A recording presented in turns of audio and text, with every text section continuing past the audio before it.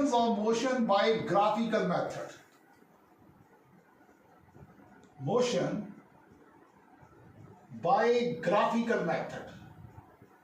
आज इस equations of motion पढ़ांगे graphical method नाल. ये साडा velocity time graph है.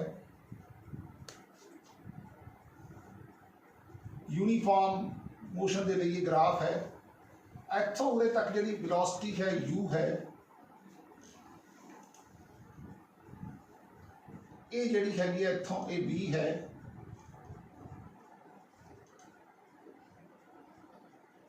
इनू o लिख लो, इनू a लिख लो, इनू b मार्क कर लो, इनू c कर लो, इनू d कर लो. तो ये वेलोसिटी v आ u तो cd किहदे बराबर हो गया, cd हो गया is equal to ad minus dc. ad चों ये सारे चों ac नू माइनस कर दो, ac नू माइनस कर दो, की बन गया v माइनस u. आ हैगा t, आ सारा t है, आ गया v माइनस u. जे ए t है तो आ भी t है, एंगल थीटा है. तुसीं पढ़िया भी जिहड़ा tan थीटा हुंदा है ये हुंदा परपेंडिकुलर बटा base मीनस b minus u upon t. हुण जिहड़ा ये tan थीटा है इहदी स्लोप दसूगा. स्लोप की है, वेलोसिटी स्लोप हमेशा डिवाइड करके निकलती है, v अपॉन t. तो स्लोप की होगी एक्सेलरेशन, इहदी स्लोप की होगी acceleration, v minus u upon t. तो v minus u is equal to at. तो v किहदे बराबर बन गया equal to u plus at. हुण देखते हैं दूसरी इक्वेशन. दूसरी इक्वेशन कहती है ये ना बेसिकली ट्रपीजियम है. एरिया ऑफ ट्रपीजियम जिहड़ा हुंदा है, एरिया ऑफ ट्रपीजियम ये हुंदा है half sum of parallel sides, sum of parallel sides multiply by distance between them, distance between them. Half sum of parallel side आ u आ v, ये बन गया u plus b multiply by distance between them t. t area and जिहड़ा हुंदा है area तो सानू की पता लगदा है भी आ टोटल इस कितनी डिस्प्लेसमेंट हुई है s. हुण असीं v कढिया, ये v नूं इत्थे पुट कर दो, s is equal to 1 by u plus at into t. ये बन गया 1 by 2u plus at into t. ये बन गया 1 बाय 2ut प्लस at दा स्क्वायर. 1 बाय 2 अंदर ले जाओ, साडे कोले s बन जाऊगा ut प्लस 1 बाय 2 at दा स्क्वायर. हुण ये सपोज कर लो 1 नंबर इक्वेशन है, आ सामने जिहड़ी बनाई है 2 नंबर इक्वेशन है, ये साडी साडे कोले 3 नंबर इक्वेशन है. 1 नंबर इक्वेशन चों t कट लो, t कितना आ गया v minus u upon a. इनू चक्या इत्थे पुट करता तो s कितना बन जाऊगा 1 by 2 u plus b v minus u upon a. t की सारी वैल्यू पुट करती, a plus b a minus b, a square minus b square होता है, b square minus u square over 2a equal to s. ये बन गया v दा square minus u दा square is equal to 2as. इस तरह करके असीं जिहड़ियां सारियां इक्वेशनस ऑफ मोशन है इन्हां नूं ड्राइव कर लिया. ये सी equations of motion by graphical method. हुण आपां इस दे कुछ न्यूमेरिकल देखते हैं. उनको तो स्पेस चाहिए है, मैं थोड़ा रब करदा. इस दे विच फर्स्ट न्यूमेरिकल की है, साडे कोले वेलोसिटी टाइम ग्राफ दिता गया है. 3 गल्लां बड़ियां इंपॉर्टेंट है. जे ग्राफ ऐ बनिया होवे इहदा मतलब है पॉजिटिव स्लोप है.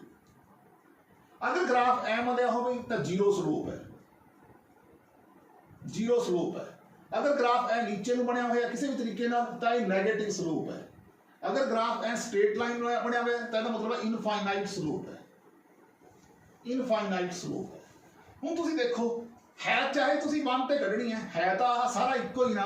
तो एक्सेलरेशन कितनी आ गई y, एक्स स्लोप किवें निकलूगी वेलोसिटी अपॉन टाइम. तो स्लोप जिहड़ी हैगी है वेलोसिटी बाय टाइम वो होगी एक्सेलरेशन. तो जिहड़ी स्लोप है ये सानू एक्सेलरेशन दसूगी. t इक्वल टू 1 दे उत्ते कढनी acceleration at t equal to 1 कितनी आ जाएगी 10 बाय 2 कितनी आ गई 5 मीटर पर सेकंड स्क्वायर. खत्म. हुण 3 ते कढनी है उड़ तो होएगी zero. Acceleration at t equal to 3 समझ गया स्ट्रेट लाइन है, zero slope,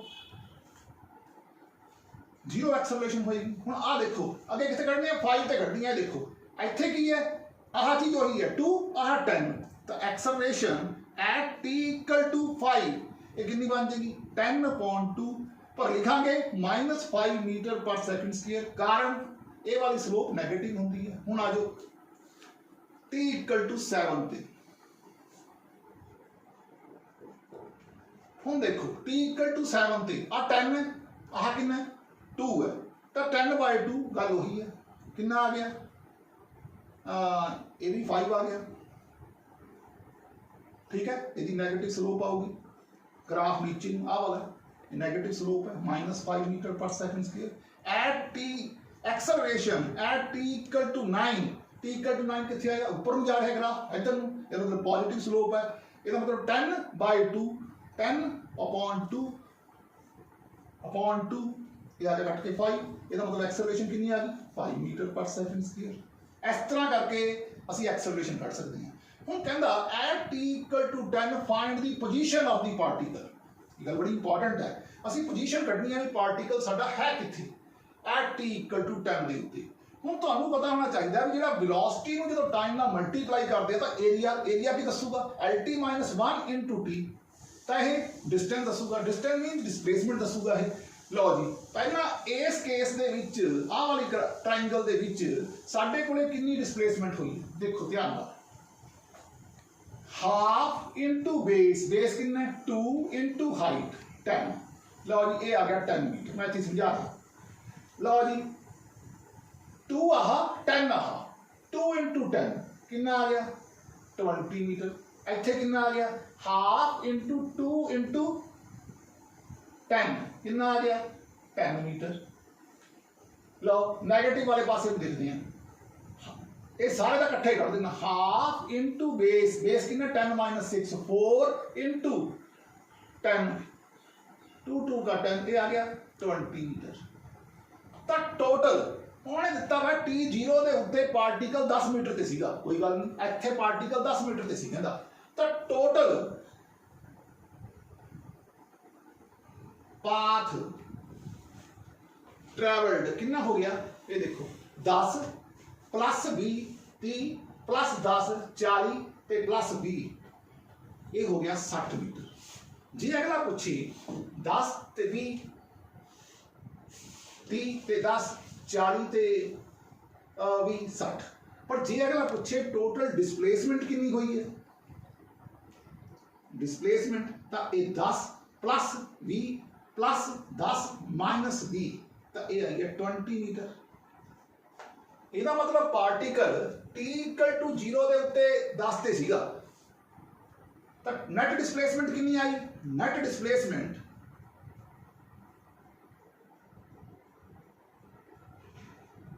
of at t equal to 10 position of particle at t equal to 10 कितनी आ गई 20 माइनस 10 10 मीटर। ਇਹਦਾ मतलब 10 मीटर पार्टिकल डिस्प्लेस हो फ्रॉम दी ओरिजिनल पोजीशन। ये सी पहला सवाल। आओ देखिए आज का दूसरा सवाल, कहना फ्रॉम t इक्वल टू 0 तो t इक्वल टू 14 इत्थे तक find the average velocity and average speed. पहला तो एवरेज वेलोसिटी देखते हैं, उन्होंने देखने तो पहला मैं एवरेज स्पीड कढ़नी है। पहला सानू टोटल डिस्प्ले एवरेज स्पीड की होंगी है, total distance travelled over total time taken, तो एवरेज वेलोसिटी की होगी, एवरेज वेलोसिटी होगी। बेसिक डेफिनेशन यूज करनी है, total displacement over total time taken. हुण average distance velocity time graph है, ਇਹਦਾ मतलब ਜਿਹੜਾ ਏਰੀਆ ਇਹਦਾ वेलोसिटी ਨੂੰ टाइम ਨਾਲ ਮਲਟੀਪਲਾਈ ਕਰ ਦੋ ਤਾਂ डिस्प्लेसमेंट ਆਉਂਦੀ ਹੈ, ਤਾਂ ਜਿਹੜਾ डिस्टेंस ਆਊਗਾ ਤਾਂ ਇਹ डिस्टेंस ਦੱਸੂਗਾ ਜਾਂ डिस्प्लेसमेंट ਦੱਸੂਗਾ जो भी है। मुरे 0 टू ये 20 है, आ 10 है, 20 है, एक नीचे आ 10 दिखाया हुआ है। लो जी हुण आपां पहला ਇਹਦਾ एरिया इन्ने पोर्शन का एरिया देखिए, हो गया हाफ इंटू बेस, बेस है 4 इंटू हाइट, हाइट कितनी है 20, ये आ गया 40 मीटर। हुण इहदा देखिए 6 तो 4 तक का ये आ गया 20 इंटू 2 ये आ गया 40 मीटर। हुण आपां इहदा देखिए ये आ गया हाफ इंटू 4 इंटू 20 ये आ गया 40 मीटर। हुण आपां इहदा देखिए ये आ गया half into base 14 minus 10 4 into height 10 ये आ गया 20 मीटर। तो टोटल पाथ ट्रेवल्ड कितना हो गया 40 और 40 80 और 40 120 और 20 140। टाइम कितना लग गया 14 सेकंड इनू कटता ये बन गया 10 मीटर पर सेकंड। ये आ गई साडी एवरेज स्पीड। पर असी एवरेज वेलोसिटी भी कटनी है तो डिस्प्लेसमेंट कितनी हुई है 40 प्लस 40 80 प्लस 40 120 माइनस 20 100 कितने टाइम च हुई है 14 इन्होंने कटता 7 50 जिन्ना भी आ जाऊगा 50 बाई 7 7 7 दा 49 अप्रोक्सीमेटली 7 मीटर पर सेकंड ये साडी एवरेज वेलोसिटी आ जाएगी। ये तरीका है ये साडा सी अज दा सेकंड क्वेश्चन। आओ देखिए अज दा थर्ड क्वेश्चन। ये है जो थर्ड क्वेश्चन है एक्सेलरेशन टाइम ग्राफ के उत्ते बेस्ड है।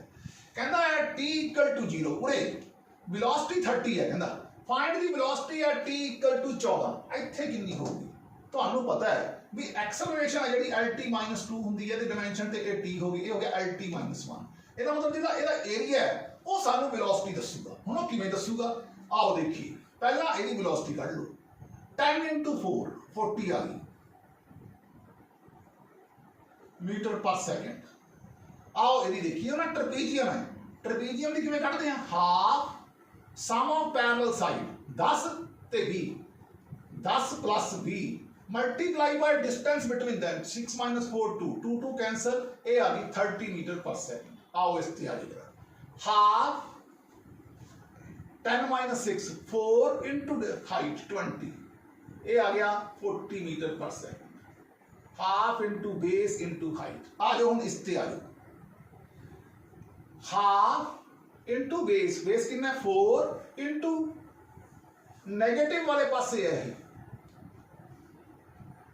ये है ना माइनस का 10 इंटू 10 ये बन गया 2 2 का 4 ये बन गया 10 2 का 20 metre per second.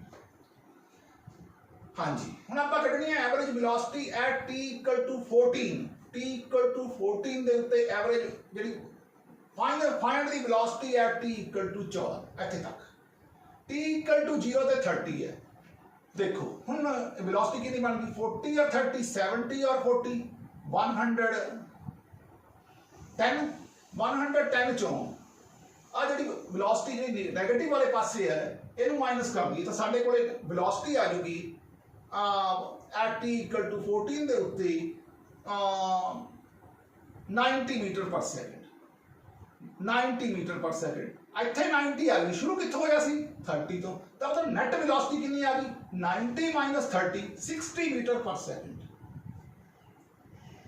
At t equal to 40 लगे पता 40 और 30 70 और 40 110 चों 20 माइनस कीते 90 ਇਹਦਾ ਮਤਲਬ ਉਰੇ 90 ਸੀ 30 ਉਰੇ ਸੀ 90 माइनस 30 60 मीटर पर सेकंड आ गई। आओ एवरेज एक्सेलरेशन कढ़िए t इक्वल टू 6 तो लैके हुण ये हुंदा है एवरेज एक्सेलरेशन कढ़न लगे एक गल दा बड़ा ध्यान रखना है total change in velocity over total time taken. हुण तुसीं देखो t इक्वल टू 6 तो 6 12 तक इत्थे तक उरे 20 है तो 10 रह जाएगी सीधी गल लिखी है 6 दे उत्ते 40 40 माइनस 10 कितना रह गई 30 निचले वाले पास से है और टाइम कितना है 6 तो 12 तक का 4 और 2 6 6 5 का 30 तो एक्सेलरेशन कितनी आ रही 5 मीटर पर सेकंड स्पीड।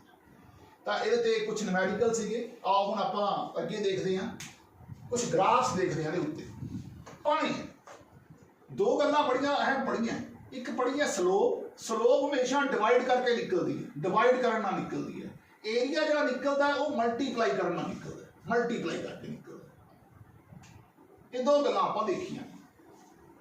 हुण असीं कुछ इस दे उत्ते ग्राफ देखांगे भी जदों बॉडी एट रेस्ट पार्टिकल या body is at rest body at rest जिहड़े ग्राफ आपां पढ़ांगे अज वो एक्सटी ग्राफ बीटी ग्राफ और एंड एटी ग्राफ सिर्फ अही देखनी AT ग्राफ्स।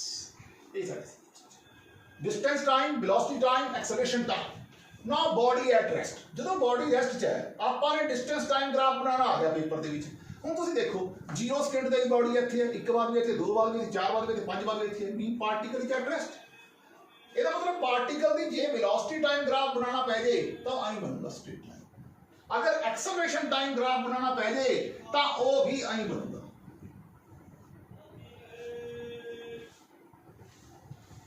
फिर है uniform motion, when body is in uniform motion तो एक्सटी ग्राफ कहा जा होगा, वीटी ग्राफ कहा जा होगा, एटी ग्राफ कहा जा होगा। पहला एक्सटी ग्राफ देखते हैं, जो बॉडी यूनिफॉर्म मोशन च है जिस तरह, तो वीटी ग्राफ क्या होगा इस तरह, तुम पता ही है। फिर एक्सेलरेशन टाइम ओमी, जब वेलोसिटी चेंज नहीं हो रही तो ग्राफ ओपन ओमी रह गया। फिर आता साडे कोले एक्सेलरेटेड मोशन, जो बॉडी एक्सेलरेट करती है, uniformly accelerated motion, uniformly accelerated motion. ਇਹਦੇ ਵਿੱਚ ਸਾਡੇ ਕੋਲੇ एक्सटी ग्राफ किवें बनूगा, वीटी ग्राफ किवें बनूगा और एटी ग्राफ किवें बनूगा, ये साडा अज दा टॉपिक है। देखो जी, एक्सेलरेट का मतलब अल्टीमेट दी वेलोसिटी मतलब कि वेरिएट हो रही है, एक्सेलरेट कर रही है बॉडी, तो ये आ चीज इस तरह होगी, तो एक्सेलरेशन जिहड़ी हैगी पर कांस्टेंट होएगी। उस तो बाद सपोज कर लो आपां दो चीज़ां कीतियां, जदों आपां बॉडी नूं इत्थे खड़ के उपर नूं थ्रो करदे हां तो दोबारा वो अर्थ से आ जाती है। तो आप इस केस दे विच, इस केस दे विच एक्सटी ग्राफ देखना है, एक्सटी ग्राफ एक्सटी। इस केस च आपां अज बीटी ग्राफ भी देखना है। इस केस च आपां अज स्पीड टाइम इनवटे देना, इस केस च आपां स्पीड ते टाइम ग्राफ भी देखना है, स्पीड ते टाइम। इस केस च आपां एक्सेलरेशन टाइम ग्राफ भी बनाना है। हुण जदों बॉडी एक बार ऊपर गई फिर वो नीचे आई, बन गया ग्राफ। जदों असीं इसका वीटी ग्राफ देखांगे, वीटी ग्राफ बनाउण दे लगे जदों एन टॉप ते होएगी बॉडी तो उसदी वेलोसिटी 0 हो जाएगी, एकदम थल्ले आएगी।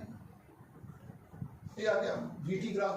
इत्थे जदों आ के ये जिहड़ा हैगा u/g होएगा वो टाइम u/g, उन्हें जी मैक्सिमम हाइट तक जाएगी तो u²/2g होएगी हाइट, u²/2g।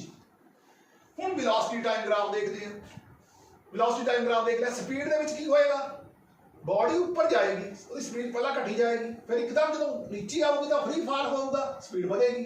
तो आ पॉइंट के उत्ते जी स्पीड है u/g होएगी, उन्हें जो टाइम है u/g होएगा। फिर आ गया एक्सेलरेशन, जो बॉडी टॉप ते हुंदी है उसकी एक्सेलरेशन किहड़ी हुंदी है, नीचे नूं डाउनवर्ड, वो नेगेटिव एक्सेलरेशन है, -g होएगी उत्थे, -g। ये उदों है मैंने body is thrown with some velocity, ये वाला केस है।